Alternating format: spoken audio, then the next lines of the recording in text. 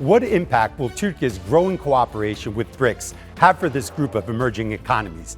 And how would Western-led institutions like NATO react? Plus, how would the UN respond to an expanded role for BRICS on the global stage? I'll break that all down and more here on Straight Talk.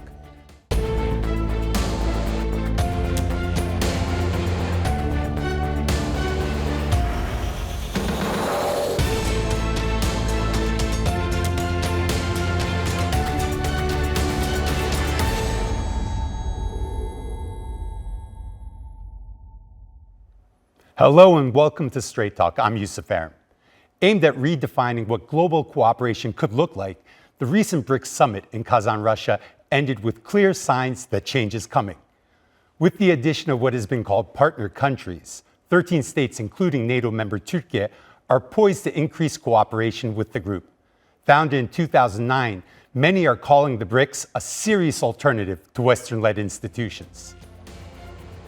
Leaders at the summit discussed criteria for admitting new members and emphasized the need for alignment with the bloc's values and influence. Comprising over 30% of global GDP, the group's economic goal is to reduce dependence on the US dollar and promote the use of national currencies in bilateral trade. But Western leaders have voiced skepticism and reluctance to engage with BRICS, which is led by US adversaries China and Russia. But the group is seeing growing popularity among the global south, with dozens of countries expressing interest in joining. For more, joining me now from Moscow is Alexei Ivanov. He's the director at the BRICS Competition Law and Policy Center. And from Vienna, Harvey Dzodin.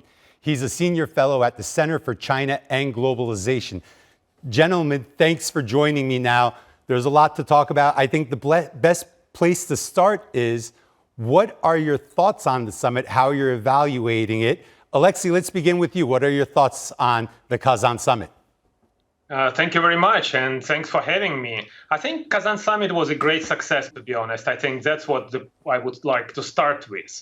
And one of the very important achievements for us, for particular my institution, is that our institution, BRICS Competition Law and Policy Center, was mentioned as a kind of success in cooperation, successful track of cooperation of the BRICS countries, and all the BRICS leaders endorsed the idea to develop further competition regime, which would help them to build more inclusive, participatory economic order on global scale, but also to cooperate more effectively within this BRICS alliance. And I think those economic-related issues which leaders in the Kazan meeting, in the Kazan summit were discussing, were putting on their plate, those are crucially important topics. And that's showing how BRICS becoming more economic relevant, financial system relevant, kind of more inclusive growth relevant institution or grouping as it was before, more like focusing on humanitarian dimension, security dimension, this type of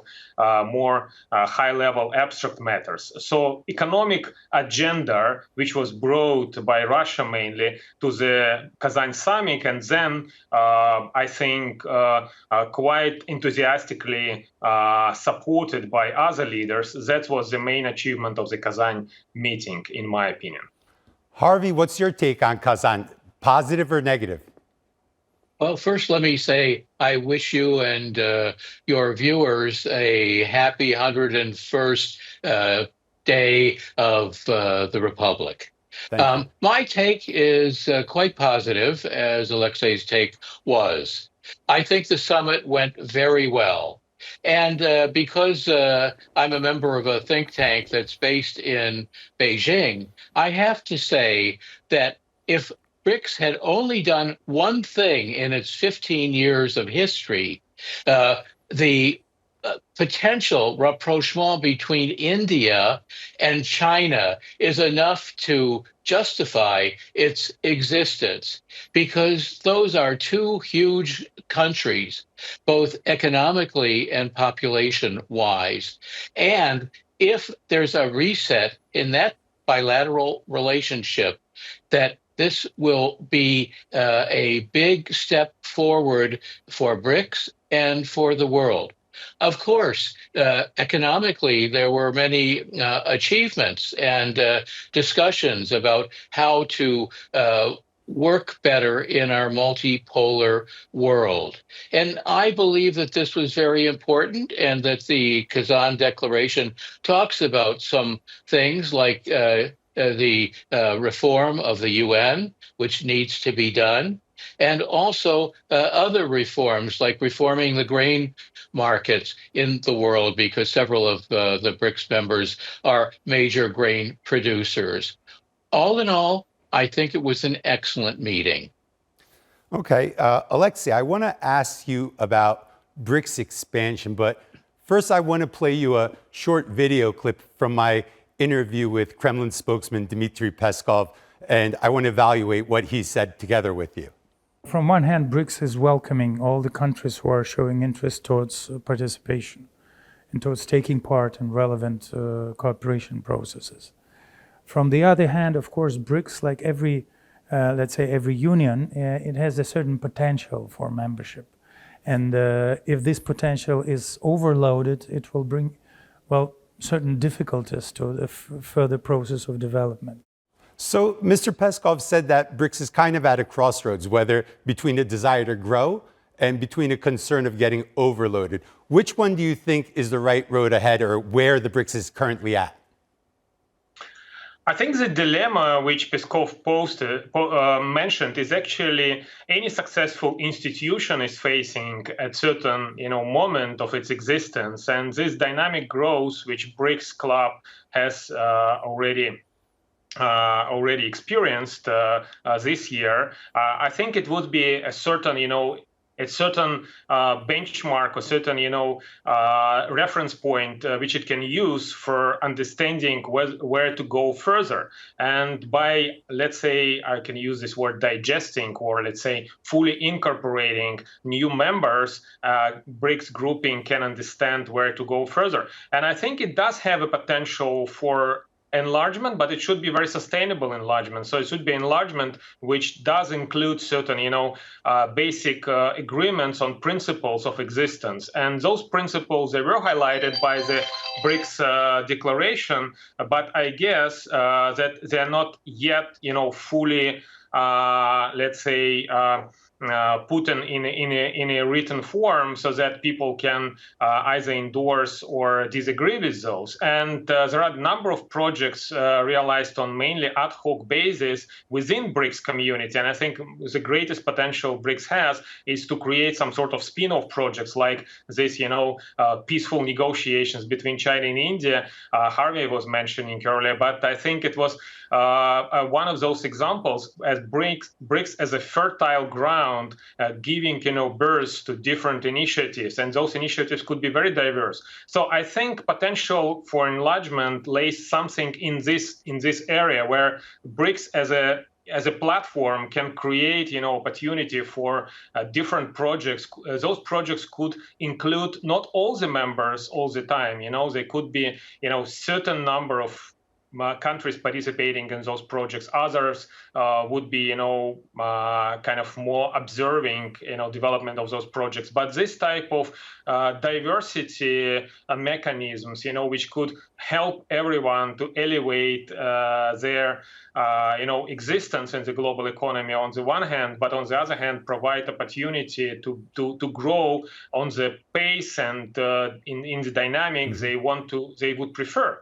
So that's, I think, the promising of the BRICS as a grouping, as a club. Okay. Harvey, 13 countries became partner countries, among them NATO member Turkey. Now, what is a partner country status? Is that the pathway to membership? And there was this expectation, especially in Western media, and actually global media, that Turkey was going to become a member. So is becoming a partner country, should that be below expectations, or is this the proper path towards membership? I think there must have been disappointment in Ankara to not being admitted to full membership. But I think it's really a question of whether the BRICS glass is half empty or half full. And I think that it's half full, because the membership as a partner but not as a full member, does have its privileges. So while the partner countries don't have voting rights or significant influence over BRICS decisions formally, they can collaborate on specific projects and access some resources like funding for their projects via the New Development Bank. So I believe that it's a net positive, and that Turkey, being a very proud country, is probably upset by this decision. I think if they're playing a longer game, which they are, and which you are, that this is not a bad outcome, because it allows Turkey to participate in the process and to show the whole BRICS membership that Turkey has what it takes to be a full BRICS member, and that will bring a lot to the table. Let's face it, Turkey has been a major geostrategic leader in the world for hundreds of years, and not having them inside of BRICS, I believe, would be a huge mistake for that grouping. After unveiling the new partner countries, there was a lot of rumors swirling around that Turkey becoming a partner country, not becoming a full member, and German media threw out the rumor that India had blocked Turkey's membership, but that was quickly dispelled. Let's listen to the head of Turkish presidential communications, Mr. Fahrettin Altun, real quickly. İşte dün de BRICS'ten döndük. After our president returned from the meeting yesterday, a disinformative content was served to the international media. India opposed Turkey's BRICS membership. We also said that was a lie. We hope that no actor will repeat this lie at home. Now, since there are no full members this round at this summit, behind the scenes, is there some type of wheeling and dealing where we're seeing vetoes already? Is the BRICS already becoming a little exclusive, a little too early? Or is it still that inclusive, we're ready to take all who's coming? Alexei, I want your take on this. To be honest, I'm not sure that not getting full membership within BRICS for Turkey was a big problem at this moment, or let's say some sort of disappointment, because as I said earlier, BRICS is a fertile ground, and Turkey is there. Turkey can sow what seeds it wants to sow in this on this fertile ground, so that will give birth to the projects Turkey wants to be involved. For instance, grain trade. I know that Turkey is involved in these discussions about establishment of more inclusive platform for global grain trade. And Kazan Declaration mentioned desire by the BRICS countries to establish grain commodity exchange platform, which they call more inclusive platform for distributing this commodity around the world. And Turkey is actively involved in the discussions about grain trade mechanism. So I do think that being let's say partner country within BRICS gives you as much of benefits almost as being part of the BRICS, maybe without less let's say commitment or less less obligations on your shoulders, because you have to endorse other messages. So this type of inclusive nature of BRICS, I think it's still there, and I think it will prevail for further discussions about expansion of BRICS with regard to other countries as well. One of the big questions at the last BRICS summit, also at Kazan, and probably at every future summit until it's realized, is BRICS currency, is it coming? A cash transfer system, is it coming? Harvey, will we see a BRICS currency, or will we see an alternative to the SWIFT? And when will that happen? Not in my lifetime, but it will happen. But I believe it's going to be a step-by-step process. And I believe that process has already started, where members of BRICS are trading and making transactions in their own national currencies. And I think this is the first step, because having a BRICS currency is a big reach. I mean, look how long it's taken the West to develop its system, Bretton Woods system, and the IMF and the World Bank. You just don't do this overnight. You have to build it carefully and iteratively. But I do believe that there will be more cooperation in terms of trading, first in national currencies and then in other ways. So it's just a matter of time. And I think it's going to happen. Harvey, you look healthy. You got many years ahead of you. Gentlemen, thank you both for joining me. That's all the time we have. I now want to turn to the UN's relationship and views on how the BRICS can contribute to tackling global issues. Joining me from New York is Farhan Haq. He's the deputy spokesperson for the UN Secretary General. Thank you for joining me, Farhan. I want to get right into it. The UN Secretary General, Mr. Antonio Guterres, was at the BRICS Summit in Kazan. Obviously, his presence was very, very noticeable. Why was he there? Well, the Secretary General showed up at the previous BRICS Summit, which was in South Africa, and he, as a rule, goes to all of the meetings that have organizations representing a large number of member states. The BRICS Summit essentially represents nations that comprise about 46% of the world population. And so it's important to meet with all those governments and deal with them on topics of mutual interest. Mm-hmm. It definitely seems like the BRICS is an emerging intergovernmental organization. And at the group summit hosted by Russia, the UN Secretary General also said that he expects the BRICS to play a greater role in strengthening multilateralism for global development and security. So how is the Secretary General envisioning this greater role for the BRICS in the future? Well, as different groupings of nations emerge, what we want is to make sure that all of those nations work together collectively in a helpful manner to address the problems we face. It's very clear that the problems we face are all large issues, whether peace and security concerns or topics like climate change or overarching issues like global terrorism. And we need to make sure that as we respond to them, we respond collectively. And that's what we try to do with BRICS as with other different groups.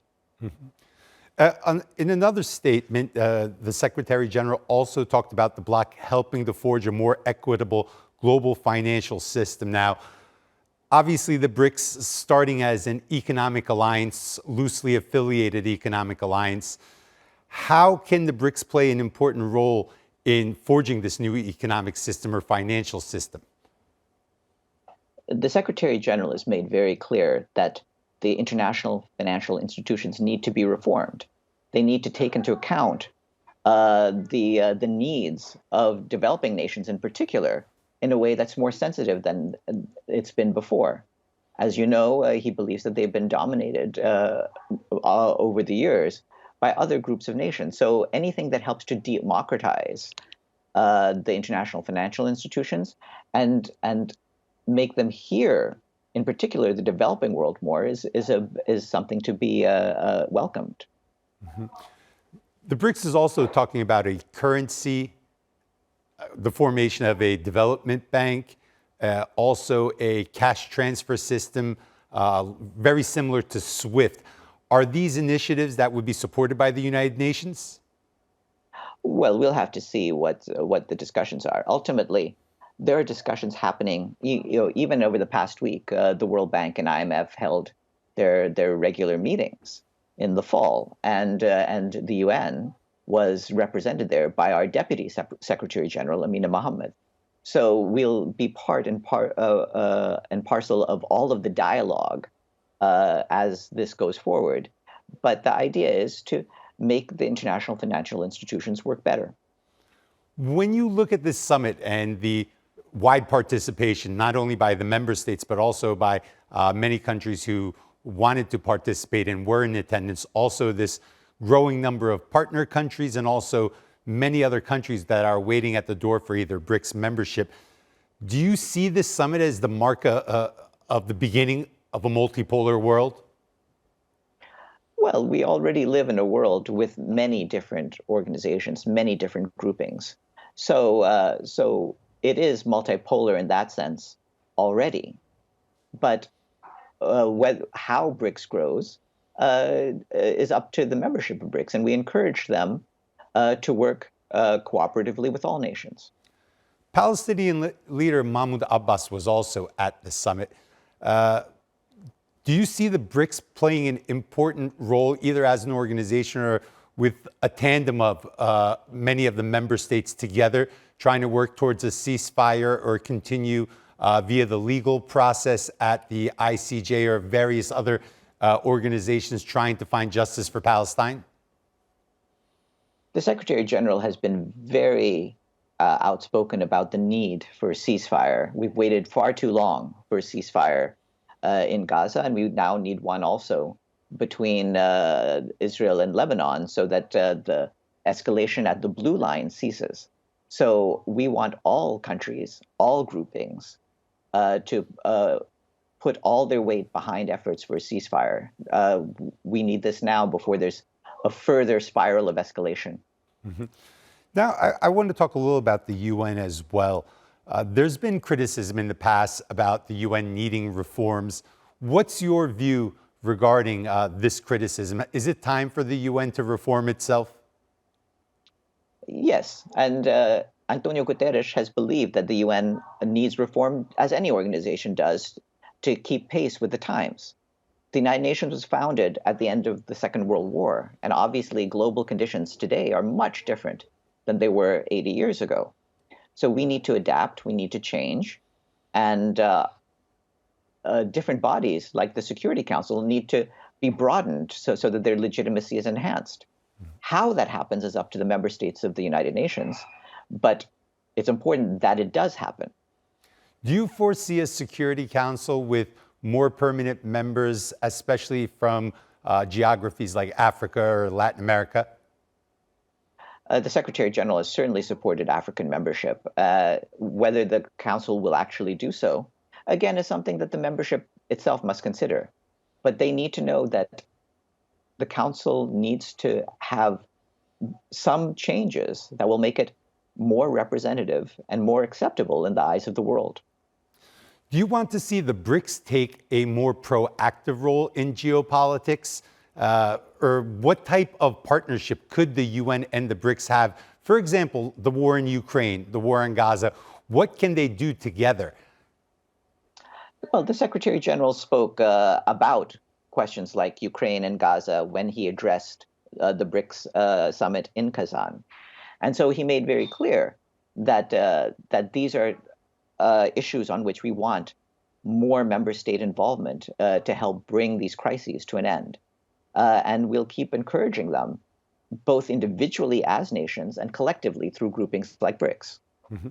And also the BRICS continuing, it looks like, to grow with its membership, especially we're seeing quite a large amount of countries from the global south, but Turkiye, a country that just became a partner country at this summit, a country that's generally considered from the Western camp.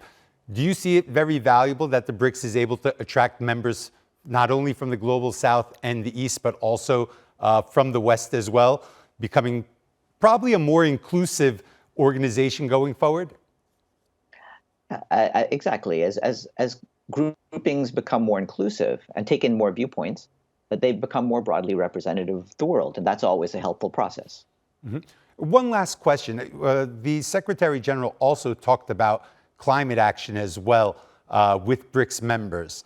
Now, we have countries like India, China, both countries that do have a very heavy carbon footprint, a lot of manufacturing as well. How can the United Nations work together with the BRICS on climate action? Well, we're working with all of the member states towards climate action, including the BRICS member states. The Secretary General has encouraged countries like China and India to do as much as they can to reduce emissions, and he will do so again when he attends COP29, the 29th Conference of Parties, dealing with climate change, which he will do in Azerbaijan very shortly. Farhan Haq, Deputy Spokesperson for UN Secretary General Antonio Guterres, thank you very much for joining me on Straight Talk. And that's all for this edition of Straight Talk with me, Yusuf Aram. If you got any comments, please share them with us on X at Straight Talk TRT. Also, don't forget to subscribe to our YouTube channel. Until next time, take care and goodbye.